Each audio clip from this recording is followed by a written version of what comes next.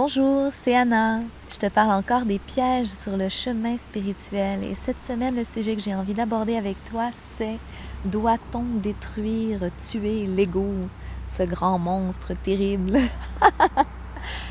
Oh là là. Ben non, c'est pas nécessaire. L'ego, c'est le fait de t'identifier avec ta personnalité, avec tes pensées, avec tes sensations, tes émotions.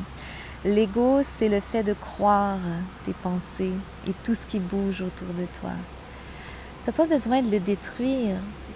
Lui, il peut faire son travail, il peut être là. Il vit la vie, il se fait une vie, il se fait un rôle. Mais tu peux par contre le laisser travailler de son côté et développer de l'espace. Trouver de l'espace.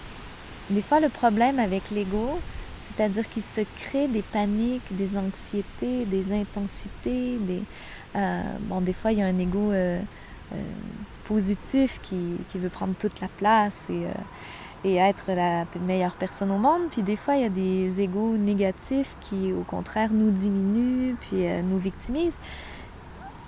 En fait, les deux, c'est la même chose. C'est de l'identité avec les pensées qui tournent dans ta tête. Et il n'y a pas d'espace. Quand on est constamment dans l'ego, ce qui nous manque, c'est de l'espace.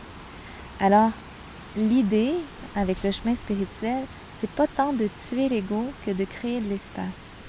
Et souvent, en fait, on arrive à créer de l'espace quand on arrive à être à la rencontre de l'ego, quand on arrive à l'accueillir, à l'aimer pour ce qu'il est et à le laisser faire son travail. Il a un travail, il crée une pièce de théâtre. Et sa pièce de théâtre, elle est géniale, on est tous ici pour la jouer. Mais, pour ne pas être pris dans la ronde de la souffrance, l'idée, c'est de s'identifier à autre chose, à l'espace qu'il y a entre les pensées. Et plus il y a d'espace entre les pensées, plus on est.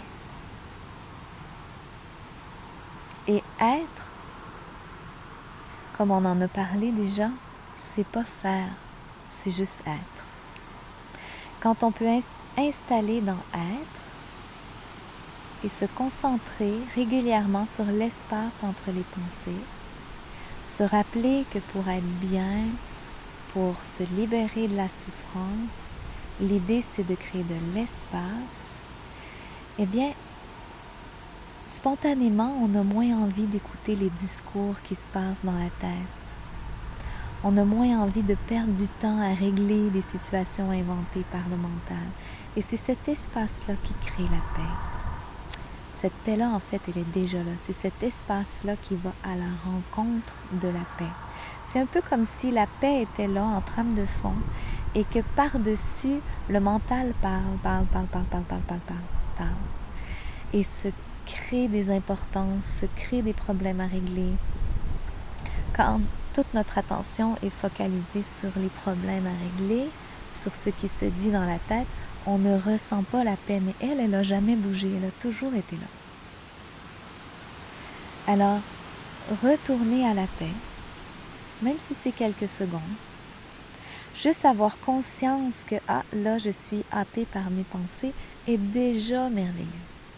Des fois, on veut aller trop vite, on dit « Ah ouais, mais j'essaie, ça marche pas », et on est impatient, Il y a des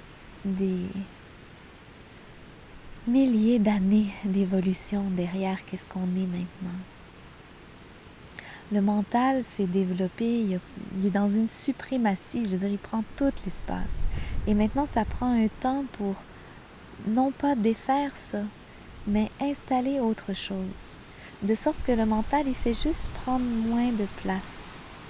Et la paix, elle, peut prendre de plus en plus la place qu'elle prend déjà, en fait. Elle est révélée. Elle est juste révélée davantage. Et plus on s'y identifie, moins le mental parle fort, moins on a envie d'écouter ce qu'il dit, moins il y a de discours, plus il y a de présence et de paix.